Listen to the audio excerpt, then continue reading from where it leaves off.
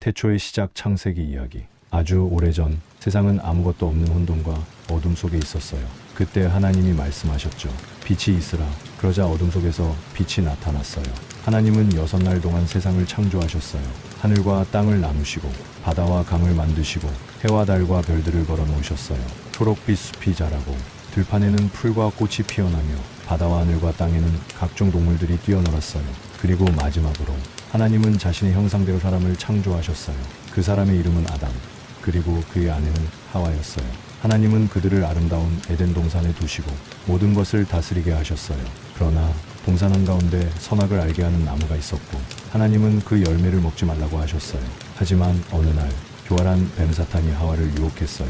이 열매를 먹으면 너도 하나님처럼 될 수 있어.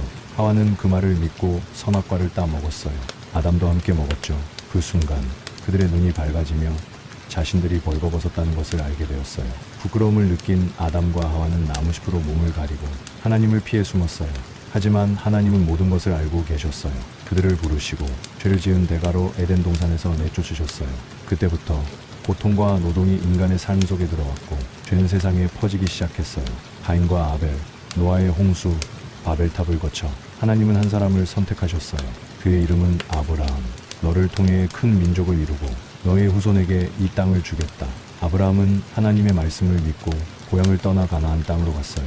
오랜 기다림 끝에 100세의 나이로 아들 이삭을 얻게 되었어요. 이삭은 야곱을 낳았고 야곱은 12아들을 두었어요. 그중 가장 사랑받았던 아들은 요셉. 하지만 요셉의 형들은 그를 질투했고 결국 요셉을 애굽 이집트의 노예로 팔아버렸어요. 그러나 하나님은 요셉과 함께 하셨어요. 그는 총리가 되어 애굽을 다스렸고 기근이 닥쳤을 때 형들과 다시 만나 모든 가족을 애굽으로 초대했어요. 그렇게 야곱의 후손들은 애굽에서 살게 되었어요.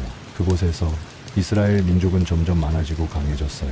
그러나 새로운 왕이 등장하며 그들은 점점 노예로 전락하게 되었어요. 그리고 400년이 지나고 출애굽기 자유를 향한 여정. 애굽 왕 바로는 이스라엘 민족을 두려워했어요. 그들은 점점 더 강해지고 있었기 때문이죠. 그래서 바로는 모든 이스라엘의 남자아이들을 강물에 던지라는 끔찍한 명령을 내렸어요. 하지만 그때 한 아기가 몰래 갈대 상자에 담겨 강물에 띄워졌어요. 그 아이는 모세, 공주의 손에 자라난 그는 자신이 히브리인 이스라엘 사람이라는 사실을 알게 되었어요. 그리고 어느 날 노예로 고통받던 동족을 도우려다 애굽인을 죽이게 되었고 그 일로 인해 광야로 도망쳐야 했어요. 그곳에서 그는 불타는 떨기나무 속에서 하나님의 목소리를 들었어요. 모세야, 내 백성을 애굽에서 이끌어내라. 모세는 처음엔 두려워했지만 하나님의 능력과 함께 바로에게 찾아가 이렇게 말했어요. 내 백성을 보내라. 하지만 바로는 거부했어요. 그러자 하나님은 10가지 재앙을 보내셨죠. 마지막 재앙이 닥쳤을 때 이스라엘 백성들은 어린 양의 피를 문설주에 발랐어요. 그날 밤 모든 애굽의 장자들이 죽었어요. 그러나 피가 발린 집은 죽음이 지나갔어요. 그것이 바로 유월절. 그리고 그날 이스라엘 백성들은 노예에서 해방되었어요. 그들은 홍해를 건너 광야로 들어섰어요. 그곳에서 하나님은 십계명을 주셨고 성막을 만들게 하셨어요. 그러나 백성들은 불평하고 우상을 섬겼어요. 그래서 그들은 40년 동안 광야를 떠돌게 되었어요. 레위기 거룩한 삶의 법. 광야에서 하나님은 백성들에게 거룩하게 사는 법을 가르치셨어요. 어떻게 예배드리고 어떻게 살아야 하는지, 어떤 음식이 정결한지, 이 모든 것은 그들이 하나님과 동의하는 백성이 되기 위함이었어요. 민수기 광야를 지나며 그러나 백성들은 계속해서 불평했어요. 우린 애굽에서 살 때가 더 좋았어. 그래서 하나님은 그들이 약속의 땅에 들어가기 전에 40년 동안 광야를 방황하게 하셨어요. 그러나 그 가운데서도 하나님은 그들과 함께 하셨어요. 낮에는 구름 기둥, 밤에는 불 기둥으로 인도하셨죠. 백성들은 점점 하나님의 말씀을 따르는 법을 배워갔어요. 신명기 약속의 땅을 앞두고 마침내 그들은 약속의 땅을 눈앞에 두었어요.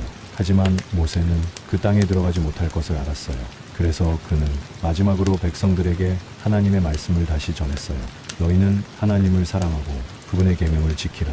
그리하면 너희가 이 땅에서 번성하리라. 모세는 산 위에서 약속의 땅을 바라보며 생을 마쳤어요. 그리고 그의 뒤를 이어 여호수아가 이스라엘을 이끌게 되었어요. 이제 이스라엘 백성들은 약속의 땅으로 들어갈 준비를 마쳤어요.